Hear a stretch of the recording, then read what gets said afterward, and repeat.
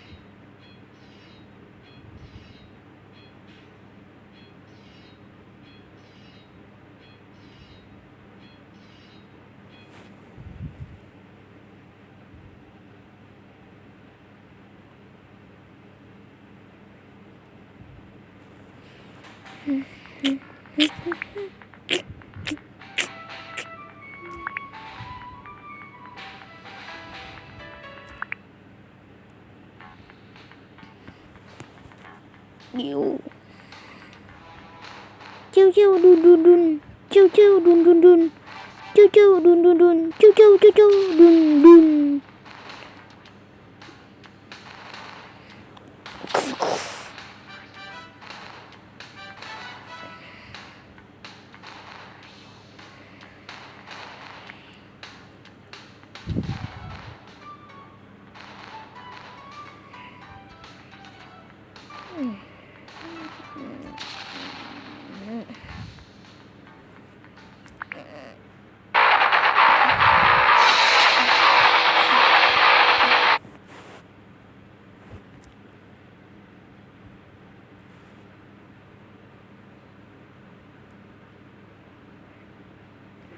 I know.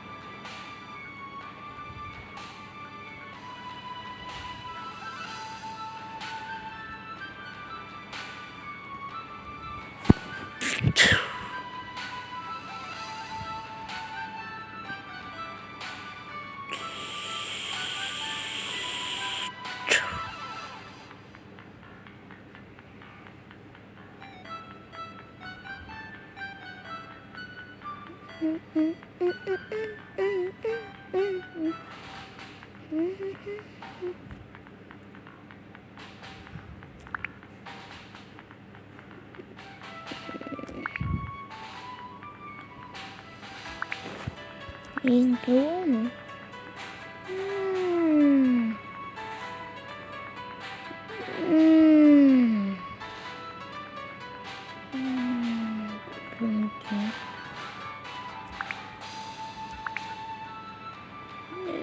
Huyền thoại hả?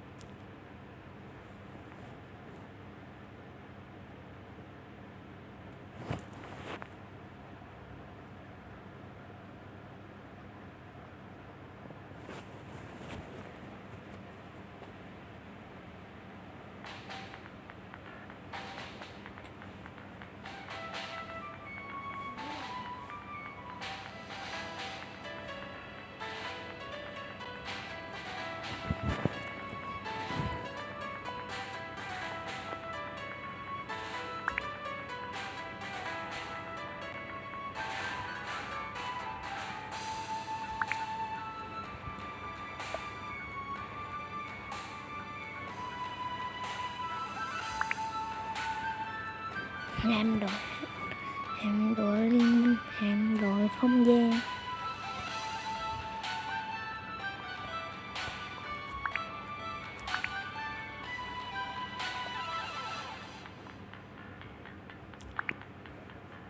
Hạm đội Thái Bình Dương. Bây giờ là nhân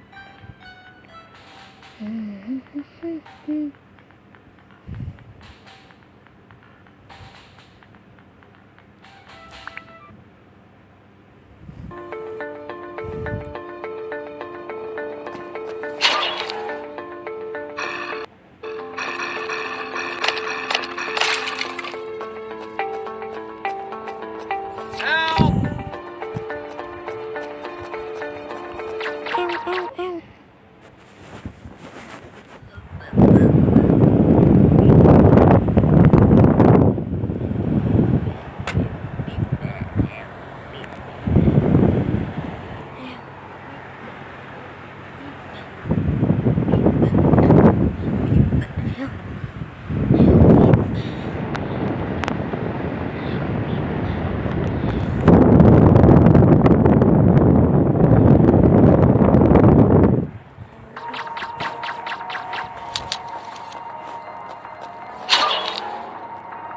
Thank you.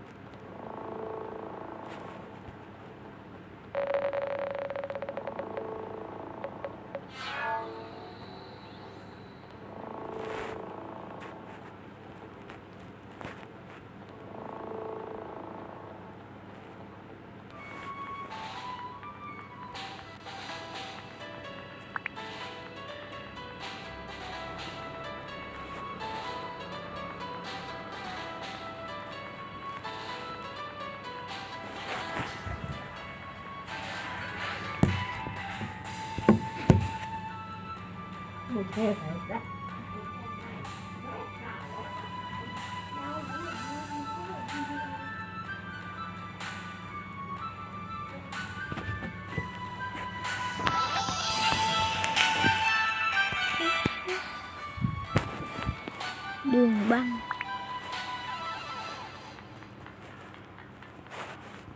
Đây là cái gì? Đường băng. Đưa tàu sân bay 1 đến 3 đường băng. Thôi đành vậy. Được nha. Cái này thì được.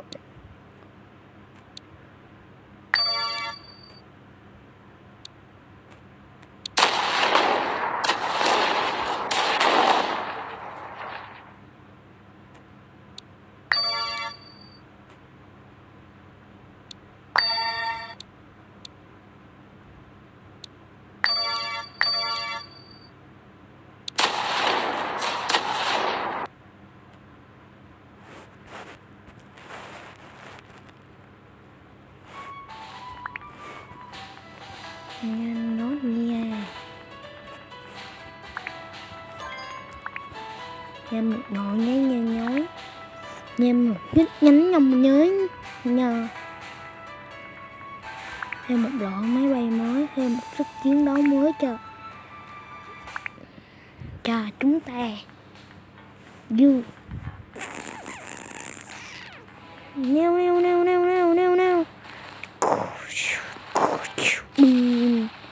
Siêu siêu siêu siêu siêu siêu siêu siêu siêu siêu siêu.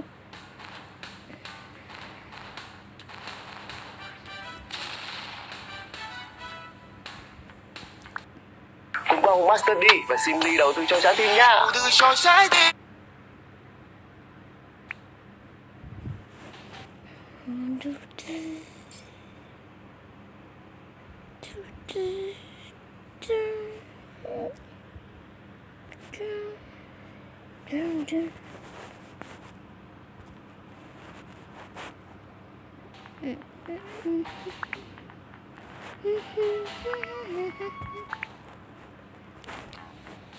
Bè nhông nhông nhông nhông nhông.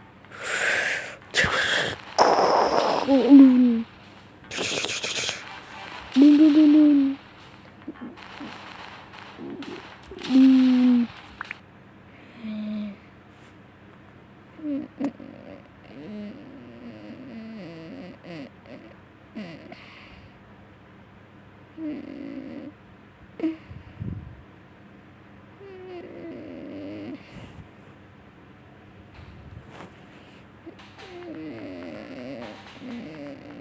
Cấp độ chiến năm.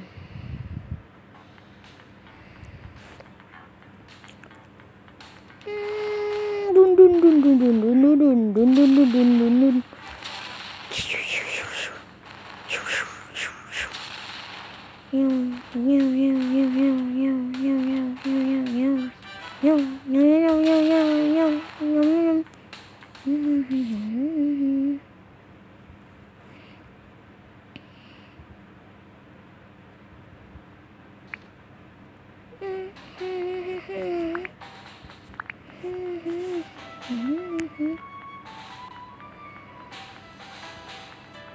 Hạm đội Thái Bình Dương.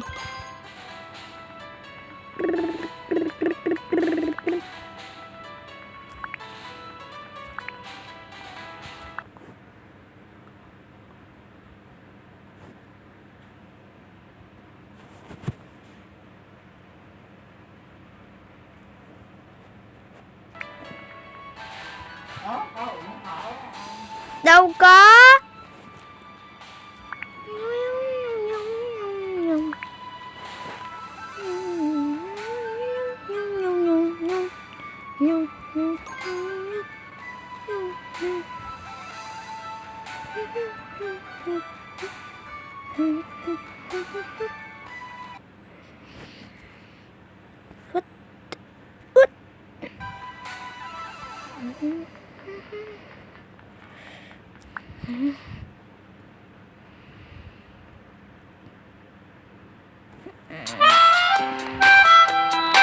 Rảnh lắm phải không? Rảnh thì vào ngay Zolobay, đang có nạp tiền 10k nhận ngay 25k dành cho bạn mới đó. Và cơ hội nhận Lina Che nữa nha. Và Zolobay nạp ngay đi. Zolobay.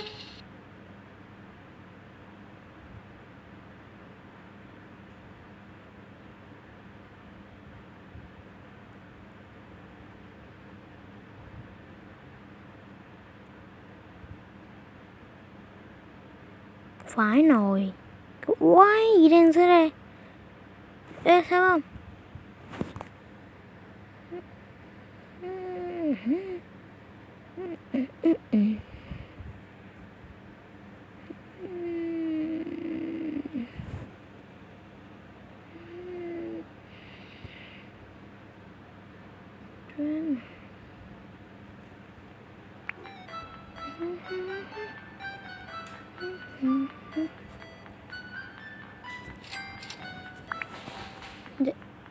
Phải nồi. Thôi bán đi.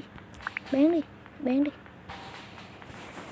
Thế là được một con lời. Xí.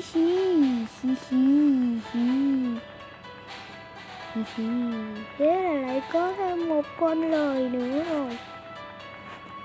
Giờ đi, giờ đi.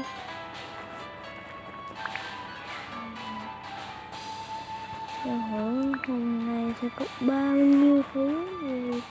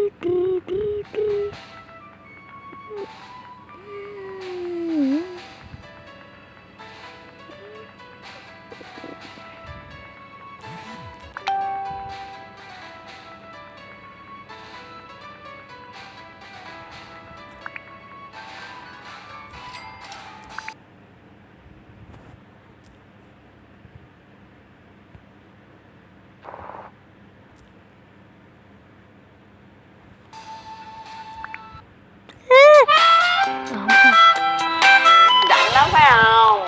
Rảnh thì vào ngay Zalo Pay, đang có nạp tiền 10k nhận ngay 25k dành cho bạn mới đó. Và cơ hội nhận link Nha Trang nữa nha. Vào Zalo Pay nạp ngay đi. Zalo Pay.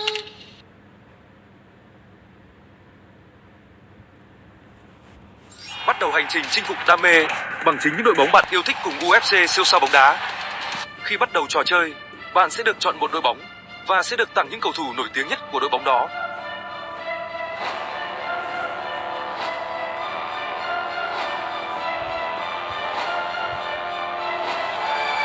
Tải ngay UFC siêu sao bóng đá để bắt đầu chinh phục những ước mơ.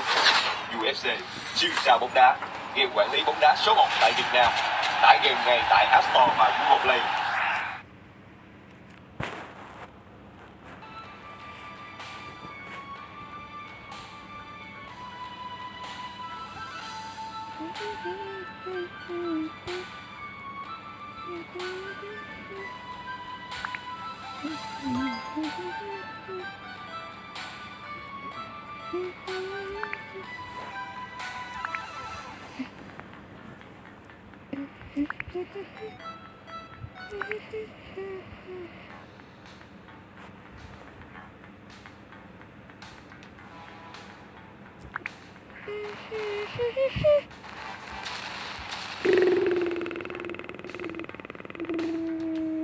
Trời ơi trời, theo có thấy nhàn rỗi sao á?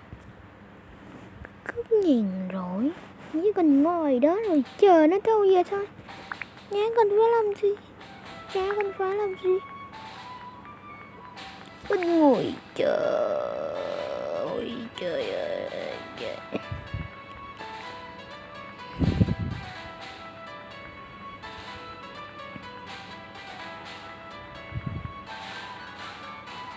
Nó có thêm tiền vào túi. Trời ơi, nhanh quá nhỉ.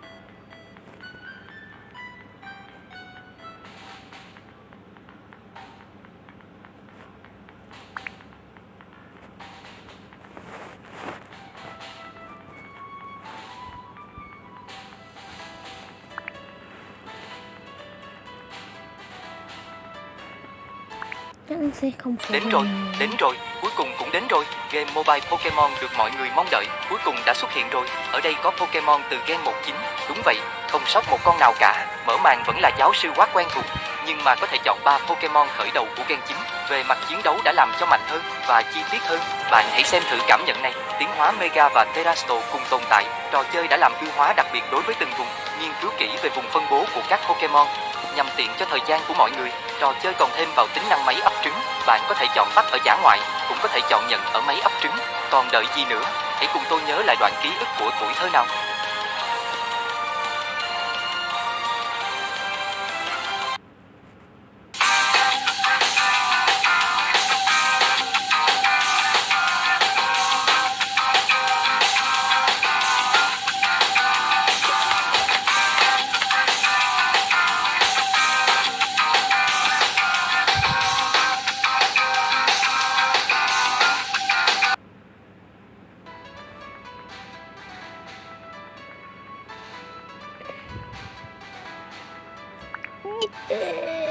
nổi gồng lên rồi.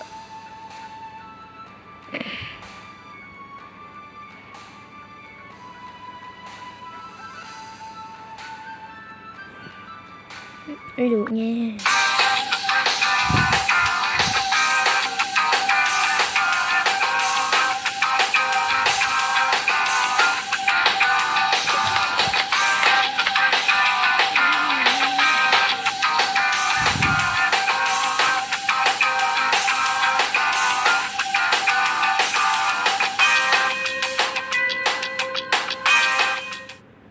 Hey, soy Drunasomsi, pero no tengo tiempo para explicarte Security Craft. Comencemos.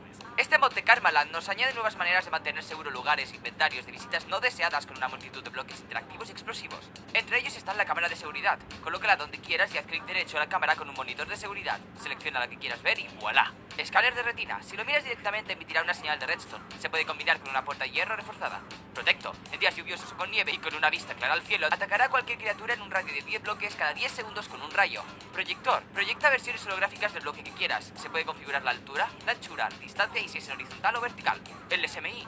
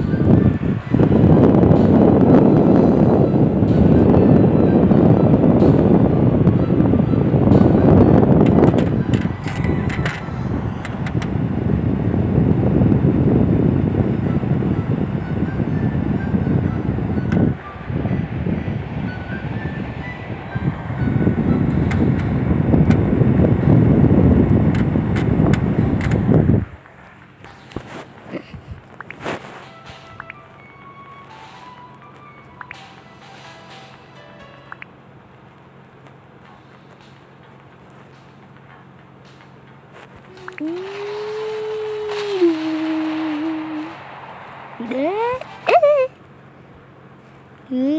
Nhau nhau.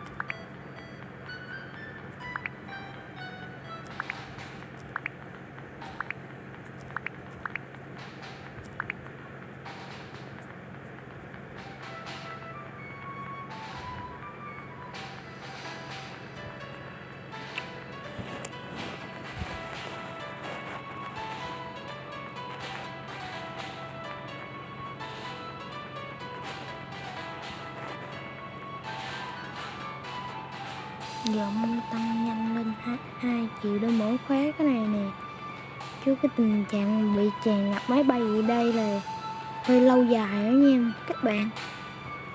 Không lâu gì nữa thì rất nhanh thôi, chúng ta sẽ bất kịp rồi.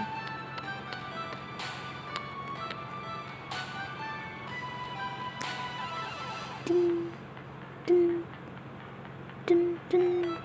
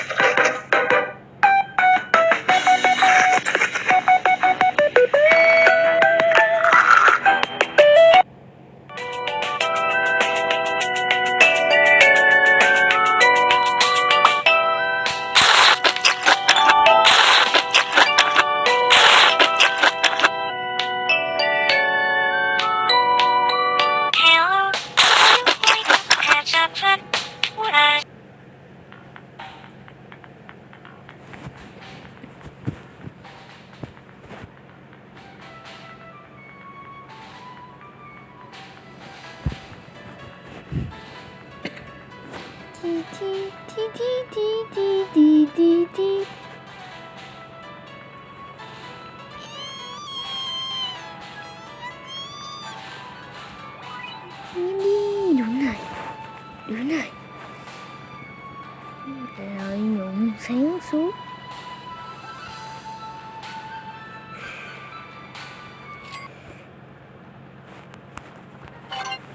Đúng là lợi nhuận sáng suốt của mình mà, chứ không mà đến bây giờ nó vẫn còn bị kiệt rồi. No, no, no, no, no, no.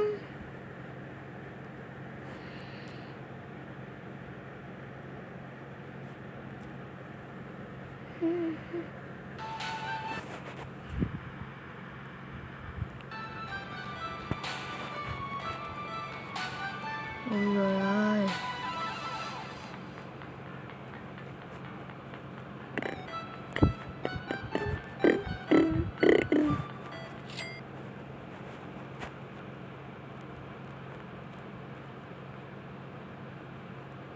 Thành phố hả?